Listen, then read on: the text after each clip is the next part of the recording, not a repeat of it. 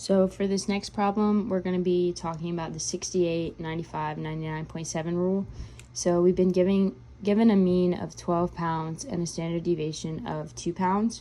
So the first question asks what the proportion of packages weigh between 10 to 14 pounds.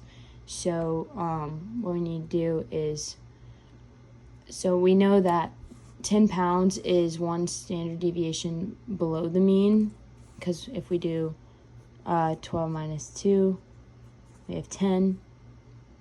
And then 14 pounds we know is one standard deviation above the mean, because if you do 12 plus 2, you get 14.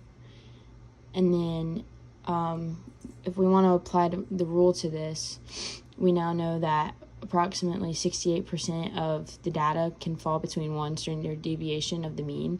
So to answer the first question, the proportion of packages that weigh between 10 to 14 pounds is approximately 68%. So let's do this. Okay, and then the next question asks what proportion weighs more than 16 pounds.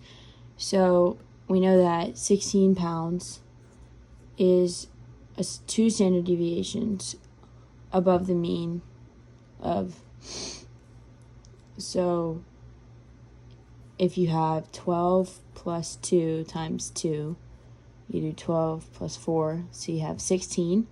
So now we know that 95% of the data falls within 2 standard deviations of the mean, and this leaves us with 5% of the data that falls outside of the 2 standard deviations. So now we know that the normal distribution is symmetric, so it would look kind of like this. And half of this would be 5%, which would be 2.5% above 16 pounds. So if we have our mean here, it's supposed to be in the center, but if we have our mean here, and you go up by 2, so 14, 16, you go down by 2, 10, 8. So now we know that the proportion of packages weighing more than 16% is approximately, so greater than 16% would be 2.5%. So that's problem 3.